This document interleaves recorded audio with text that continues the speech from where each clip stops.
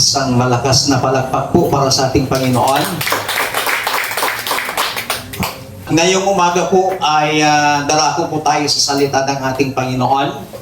Hiniling kong tayong lahat ay tumayo bilang paggalang po natin sa salita ng ating Panginoon. Sa Joshua chapter 1 verse 9, a New International Version. Have I not commanded you? Be strong and courageous. Do not be afraid. Do not be discouraged. For the Lord your God will be with you wherever you go. Pagpalain ng Panginoon ng kanyang masalita na atin pong nabasa, maaari na po kayong makaupo. Mula po sa talatang ito ay nais ko pong bigyan ng tema, ang mensahe ng Panginoon, God is with you. Sumasayo ang Panginoon. Sa talata pong ito ay ang mismong nagsasalita dito, wala pong iba kundi ang ating Panginoong Diyos, na kung saan ay magkakaroon ng panibagong leader ng Israel sapagkat si Moses at that time ay namatay na. At ang mamumuno sa kanila na kapalit ni Moses, wala pong iba kundi si Joshua. At pangungunahan ni Joshua ang halos 1,000,000 na Israelita na sila po'y patuloy na maglalakbay papunta doon sa lupang pangako na kanyang ipinangako sa kanila from Egypt. At sa pangunguna ni Moses, marami pong mga miracles ang ginawa ng Diyos sa buhay ng mga Israelita. At ang pinakamalaking miracles na nangyari dyan, na hindi na po maulit, ito yung sinasabi nating phenomenon, yung pagkahati ng dagat na pula na kung saan ay tumawid ang Israelita sa tuyong dagat. Dito po, nung magiging leader na si Joshua, ang sabi sa kanya ng Panginoon is, have not I commanded you? Sabi niya, be strong and courageous. Do not be afraid. Do not be discouraged. For the Lord your God will be with you wherever you go. The word God is with you sometimes ay nagiging expression na lamang po natin. Na kapag may isang tao na may problema, ang lagi nating sinasabi is, God be with you. But ano nga bang ibig sabihin ng salitang God is with you? In biblical dictionary, the word God is with you, it means that God is not limited by space or time and is constantly present, offering guidance, comfort, and protection, especially in times of difficulty. Ito daw ang ibig sabihin ng God is with you ayon sa biblical dictionary na ang Diyos ay hindi nalilimitahan sa distansya, sa space, sa oras, at ito'y nagpapakita na patuloy na nag-o-offer ang Panginoon ng kanyang guidance, ng kanyang tulong, lalong-lalo na sa panahon na tayo po ay nasa difficulties sa buhay. Isa pa pong ibig sabihin ng God is with you, ayon din po sa biblical dictionary, it means that God's presence is with you wherever you go, both physically and spiritually. Ang ibig sabihin ay, yung presensya ng Panginoon ay sumasayo kahit saan ka man magpunta, ito man ay mapa-spiritual at ito man ay mapa-physical. Kaya bilang isang Kristiyano, kinakailangang matiyak natin na sumasa atin ang Diyos. In our text, meron pong command dito ang Panginoon kay Joshua. And what are the command of God to Joshua? Para pangunahan niya ang mga Israelitas.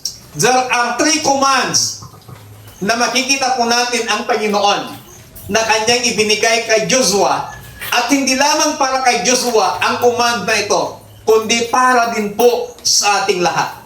Number 1, mababasa po natin sa verse 9b. Ang sabi po dito, Have I not commanded you? Be strong and courageous.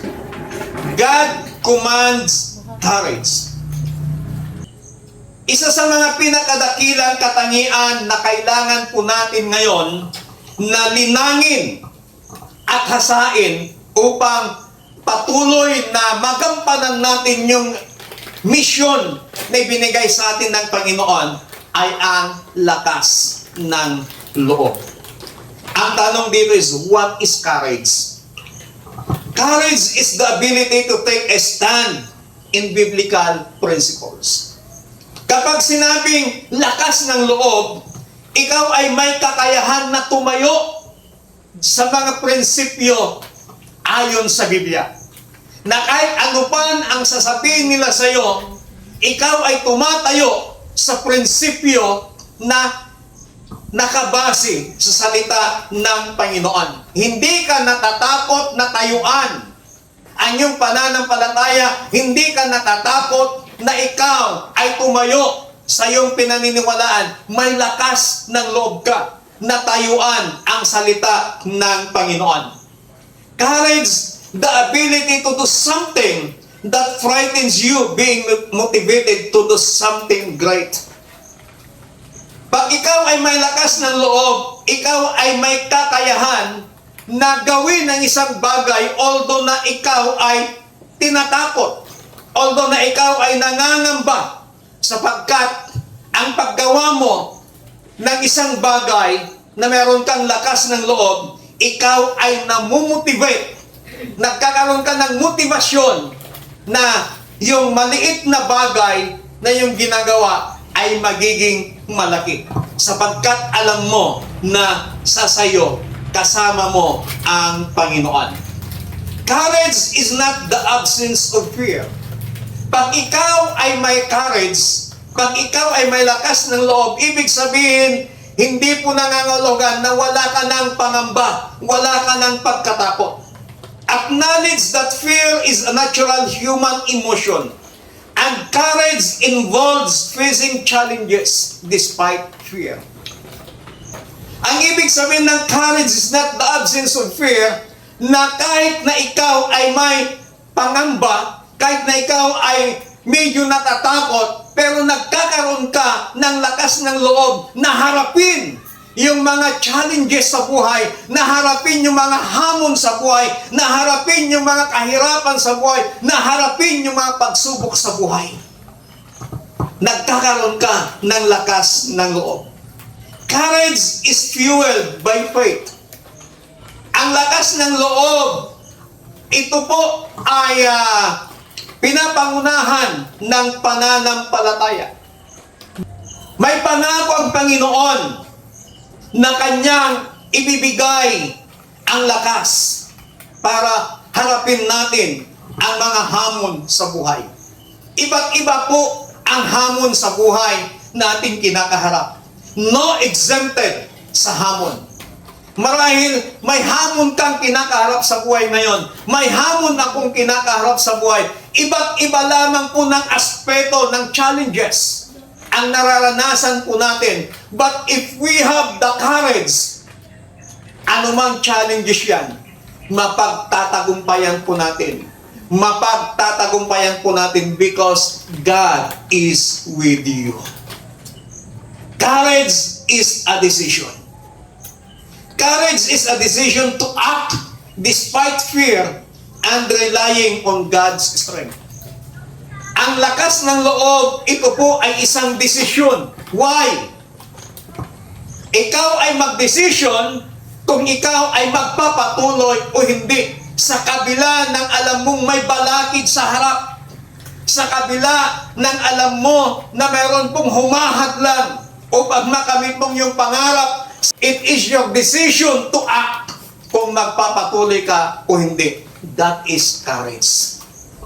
Kung wala po tayong lakas ng loob para ipagpatuloy o magpatuloy sa paglilingkod sa Panginoon, despite sa napakaraming hamon, despite sa napakaraming pagsubok, despite sa napakaraming problema na ating kinakaharap, kung hindi tayo magkakaroon ng lakas ng loob, hindi natin maabot hindi natin mararating ang tagumpay na inihanda ng Panginoon para sa atin. So, ang courage, ang pagkakaroon ng lakas ng loob, iniutos ng Panginoon. Kapag iniutos ng Panginoon, we have no choice kundi sumunod sa command ng Panginoon. Pangalawang utos ng Panginoon dito, sa verse 9b. Ang sabi po dito, do not be afraid. God commands not to be afraid. Why? Because fear paralyzes, but faith mobilizes. Ang ginagawa ng pagkatakot, pinaparalisa na ang isang tao. Pinaparalisa niya upang hindi makagalaw ang isang tao dahil mayroong pagkatakot. Pero yung pananampalataya, ikaw ay kanyang pinapalakas. Ang pananampalataya, ikaw ay inutusang magpatuloy. Ang pananampalataya, ikaw ay inutusang kumilos. Kaya ang sinabi ng Panginoon, do not be afraid. Huwag tayong matakot sapagkat nais ng Panginoon na makilala natin siya na whatever na anumang struggles ang pinagdadaanan natin sa buhay, lagi siyang nariyan. Lagi siyang handang tumulong at gusto niyang makita niya tayo na tayo ay nasa kapayapaan ng ating kaisipan, ng ating puso. Fear equips and empower us to fall. It paralyzes us and causes us to make poor decisions and choices. Kapag ikaw ay may pagkatakot, ikaw ay pinapalakas niya para ikaw ay bumagsak. Sasabihin mo sa iyong sarili, hindi ko to kaya. Ayaw ko na, suko na to. Hindi ko na kaya, wala na akong makakaya pa. Tinitingnan ko pa lang, ang dami ng pagsubok. Ang dami ko ng struggle, hindi ko na to kaya. Yan ang ginagawa ng fear. Fear is when we believe our circumstances are bigger than God. Sasabihin mo sa iyong sarili, Panginoon, ang laki ng problema ko. Panginoon, ang dami kong pagsubok. Panginoon, grabe itong struggle na nararanasan ko. Ang nakikita mo, yung laki ng problema, ang nakikita mo yung laki ng pagsubok, ang nakikita mo yung laki ng struggle sa buhay mo, na sometimes, because of your fear, natatakpan ang Panginoon because of your fear. Pero kapag ikaw ay walang pagkatakot, kapag ikaw ay may lakas ng loob, ang nakikita mo, hindi yung laki ng problema mo. Ang nakikita mo, hindi yung dami ng pagsubok mo, kundi ang nakikita mo, yung laki ng Diyos na pinaglilingkuran mo at yung kaya niyang gawin sa mga problema, sa mga pagsubok, sa mga struggles na nararanasan mo. Instead na sasabihin mo, Panginoon, ang dami kong problema, ang laki ng pagsubok kong ito. Instead, problema, struggles, I have a big God. Amen? Amen. Fear not because God chosen and called us.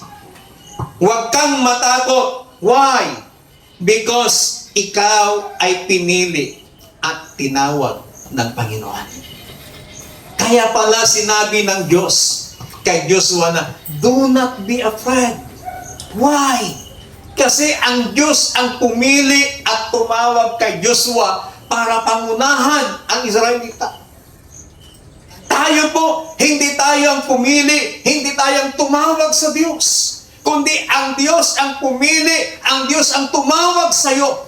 Out of millions of people, out of millions ng mga kabataan sa buong mundo, out of millions ng mga bata sa buong mundo, out of millions ng mga nanay, ng mga tatay sa buong mundo, isa ka sa tinawag at pinili ng Panginoon na maglingkod sa Kanya. Amen. Kaya kung ikaw ay isa sa tinawag at pinili ng Panginoon, huwag kang matakot. Why? Because God is with you. Hindi ka pababayaan ng Panginoon. Tutulungan ka ng Diyos. Anong sabi ng salita ng Panginoon in the book of John? Hindi niya ako pinili, pero kayo pinili ko at tinawag, sabi ng Panginoon. At ang sabi pa ng Isaiah, He called us by our name. Tinawag niya tayo ayon sa ating mga pangalan. Di ba, mas lalo tayo maging proud na magpulat maglingkod sa Panginoon. Kasi yung Diyos na pinupuri, yung Diyos na sinasamba natin, yung Diyos na pinaglilingkuran natin, siya mismo ang Diyos na pumili at tumawag sa atin. Sa ayaw at sa gusto natin, Diyos ang tumawag, Diyos ang pumili sa atin. Kaya salamat sa Panginoon sa Kanyang pagpili. Salamat sa Panginoon sa Kanyang pagtawag sa atin. Kaya sinabi niya, do not be afraid. Anumang sitwasyon ang pinagdadaanan na meron ka ngayon, kaibigan, kapatid, fear not, because God chosen and called you. Fear not, because God has not rejected you. If God called you, if God chose you, then He will not reject you. Na kung ikaw ay tatawag sa Kanya, hindi Kanya tatanggihan. Na kung ikaw ay hihiling sa Kanya, hindi Kanya tatanggihan. Bakit kailangan nating matakot? Bakit kailangan nating mangamba? Kung ang Diyos na tumawag sa iyo, kung ang Diyos na pumili sa iyo ay hindi Kanya kayang tanggihan.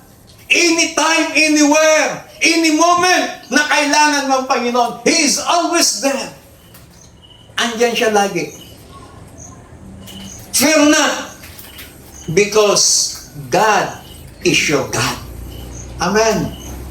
Huwag kang matakot, huwag kang mangamba, sapagkat ang Diyos ay iyong Diyos. Ang sabi ng salita ng Panginoon, I am your God. Siya ang ating Diyos. Ang Diyos na ating sinasamba, Diyos na buhay, ang Diyos na tumawag sa iyo, ang Diyos na pumili sa iyo, ang Diyos na hindi ka kayang tanggihan, ay Diyos na makapangyarihan sa lahat. Diyos na lumalang ng langit at lupa. Diyos na lumalang ng lahat ng bagay na nandito sa lupa. Diyos na lumalang sa lahat ng tao.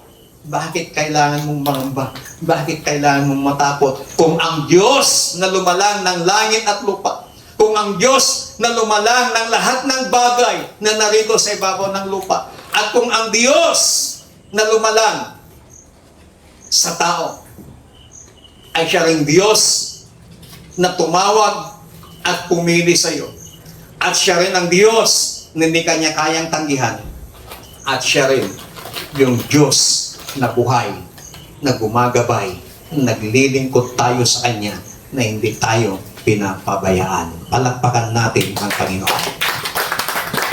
Pangatlong command ng ating Panginoon. Sa verse 9c, do not be discouraged. God commands not to be discouraged.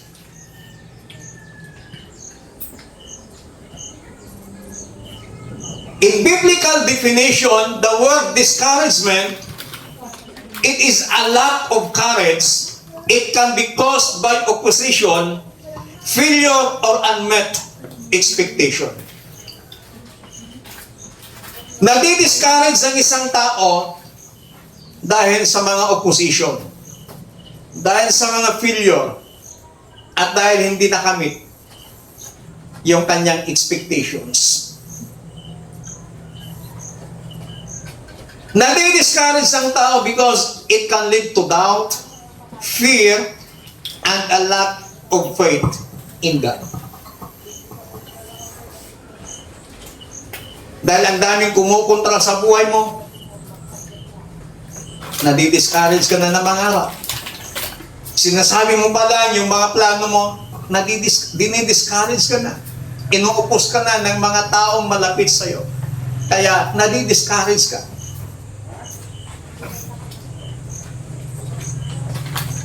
Ilang beses mo nang ginawa, pero failure. Nadi-discourage ka. At meron kang mga expectations sa buhay na hindi mo nakakamit.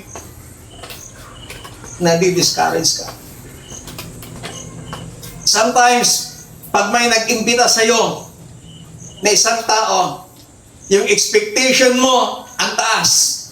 Siguro pagdating natin doon, VIP siguro tayo. Pero pagdating mo doon, yung expectation mo hindi pala ganon. Sometimes nadi-discourage ka at sinasabi natin minsan, hanal ako manap-napanan kasi mo lagayang. So discouragement. Discouragement is a spiritual attack from Satan who seeks to distract believers from their faith and encourage them to focus on negative things. Ang discouragement ay isang spiritual na pag-atake ni Satanas na kung saan ay naganap siya upang ikaw ay abalahin. Upang sa ganon ay pag ikaw ay na-distract, yung pananampalataya mo ay bumababa at nakapokus ka sa mga negatibong bagay. Hindi mo na nakikita yung mga positibong bagay, kundi ang lagi mong nakikita mga negative. Wala ka nang nakikita ang positive things, puro negative things yung nakikita mo because dinidistract na ng kaaway ang isipan mo, ang pananampalataya mo. Kaya nagkakaroon ka ng discouragement. At dahil nadi-discourage ka na, then ang ginagawa mo naman, even yung makasamahan mo, dinidiscourage mo na din. Nagkakaroon ka na rin ng mga kasama, humihila ka na, hanggang sa tuluyang pati kayo na discourage lahat.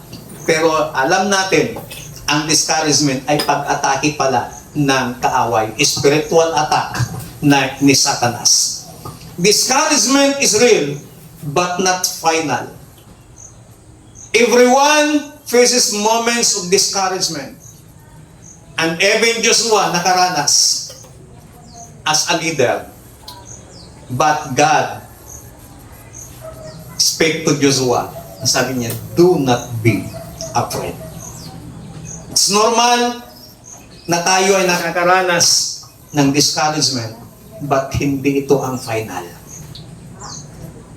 Discouragement is a part of life, but God doesn't want us to stay in that place. Normal na sa buhay po natin ang magkakaroon ng discouragement. Pero hindi yun ang nais ng Panginoon, na manatili ka doon sa pagka-discourage sa iyong buhay. Discouragement often comes when plans fail. Kapag yung plano mo bumagsak, hindi nagtagumpay, sometimes nadi-discourage ka. Discouragement comes when progress is slow. Pag nakikita mo walang progreso, nadi-discourage ka. Yung mga iba katulad sa atin sa church, may mga nadi-discourage. Bibit kumatadong.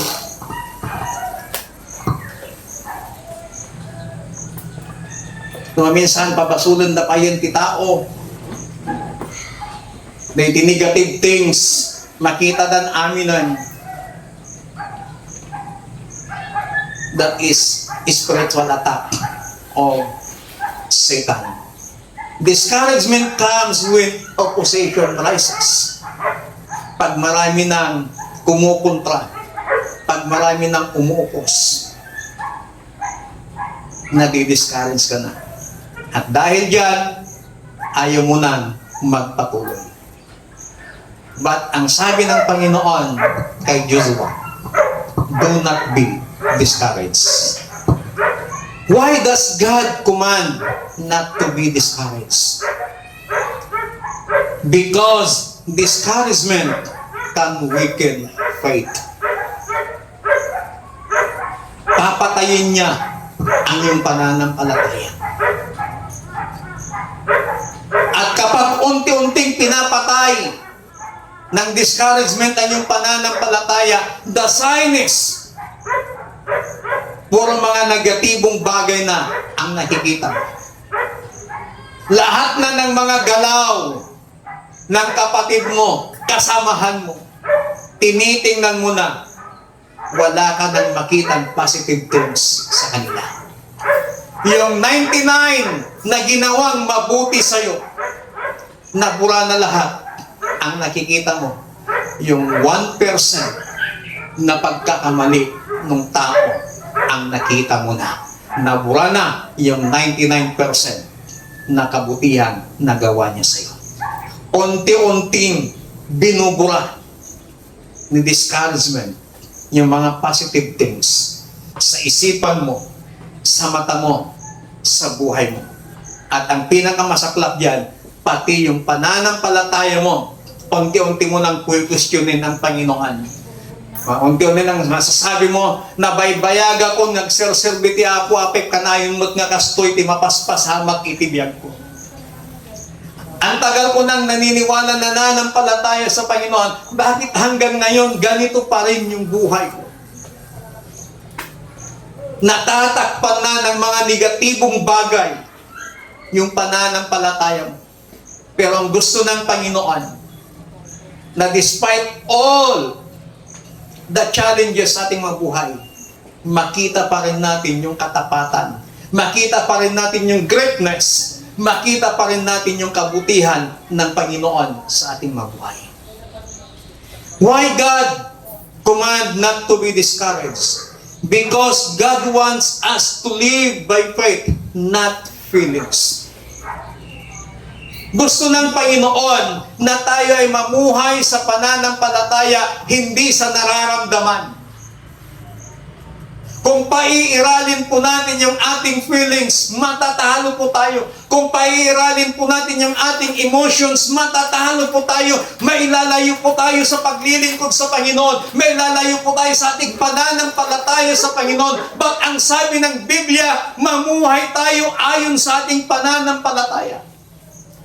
The just, sabi ng 1 Corinthians, the just must live by faith and not by sight. Mamuhay tayo sa ating pananampalataya, hindi doon sa mga bagay na nakikita po natin. Dahil yung pananampalataya, kapag tayo ay nabubuhay sa pananampalataya, na bagamat hindi pa natin nakikita yung mga bagay na maaring gawin ng Diyos sa buhay mo, naniniwala ka, nananampalataya ka, na ito yung mangyayari sa iyo. Pero kapag tayo ay namumuhay ayon sa ating mga nakikita, discouragement ang mararanasan mo. But this morning, God commands us not to be discouraged. Discouragement may not, but don't let it move in. Marahil ang discouragement kakatok sa puso mo, kakatok sa buhay mo, kakatok sa isipan mo. Kapatid, huwag mong bubuksan ang pintuan at huwag mo siyang papapasukin sa puso mo. Huwag mo siyang papapasukin sa isipan mo. Ito'y spiritual attack ng kaaway. God commands not to be discouraged. Kaya sa umaga pong ito, huwag po nating hayaan na tayo po ay atakihin ng kaaway, kundi mamuhay tayo sa ating pananampalataya. Tayo nga pong lahat ay tumayo. The command of God magkaroon tayo ng lakas ng loob. The command of God, huwag tayong matakot. And the command of God, not to be discouraged. We must choose to obey the command of God. To be of good courage. Do not be afraid. And do not be discouraged. Marahil sa umagang ito, kapatid, kaibigan, meron kang mga fear, meron kang mga discouragement sa buhay. But this morning, you need or we need to surrender to God all our fears, all our discouragement. Marami tayong pinangangambahan. May mga kinatatakutan ka sa buhay mo. But God commands us not to be afraid, not to be discouraged. And God commands us to be courage, to have courage in our lives. And just to believe His promise over our feelings. Mas pipiliin natin na sundin yung pananampalataya natin sa Panginoon kaysa doon sa ating mga emotions na dinidikta ng kaaway. Hallelujah. Oh, we praise you, Jesus. Ano man ang iyong pinangangambahan, ano man ang iyong kinatatakutan sa buhay, ano man yung mga discouragement mo sa buhay, kapatid, sa umagang ito, we need to surrender it to God. Hallelujah.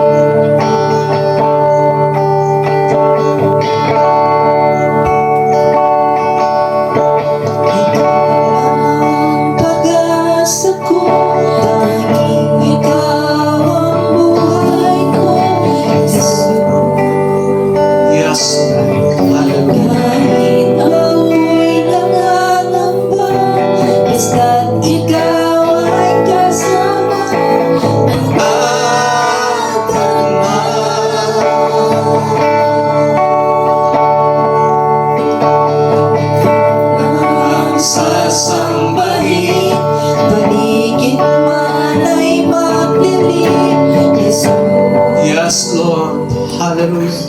Kahit may suliranin man, magagang awitan, Ikaw lamang kahit kailan,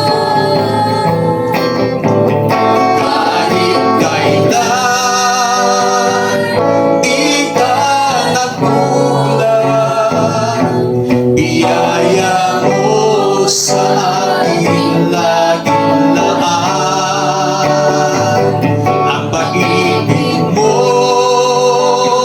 sa akin walang hanggan, inibig mo ko, Ama. Hallelujah. Panginoon, sa umagang ito, salamat sa iyong masalita. Salamat sa iyong mga command na kailangan magkaroon kami ng lakas ng loob. Salamat sa mga command na kailangan huwag kaming matakot. Salamat sa mga command na kailangan huwag kaming ma-discourage. Panginoon, sa umagang ito, may mga kanya-kanya kaming challenges sa mga buhay. May kanya-kanya kaming mga hamon sa buhay. May kanya-kanya kaming mga problema at pagsubok sa buhay. Panginoon, sa kapangyarihan ng iyong banal na Espiritu, patuloy mo kaming tulungan upang hindi namin makita kung gaano karami, kung gaano kalaki, kung gaano kabigat ang mga problema at pagsubok namin kinakaharap, kundi ang aming makita, Panginoon, ang iyong kadakilaan, ang iyong kapangyarihan, ang iyong kalulatian at ang iyong kabutihan, Panginoon. Dahil wala kaming ibang pag-asa, kundi Ikaw lamang aming Diyos na buhay. Whatever discouragement, whatever fear na nasa aming puso, nasa aming isipan sa araw na ito, Amin po itong isinusuko sa inyo, Panginoon. At patuloy po kayo ang maghari sa aming mga puso, sa aming mga isipan, at patuloy mong iparanas ang iyong kapangyarihan, ang iyong kalwalatian, ang iyong kadakilaan sa buhay ng bawat isa sa amin mula sa oras nito. Salamat po, Panginoon, sa iyong kadakilaan. Salamat po, Panginoon, sa iyong kabutihan. Salamat po sa iyong katapatan. Salamat sa iyong masalita. In Jesus Christ, mighty name we pray. Amen. Palakpakan natin ang Panginoon. Hallelujah.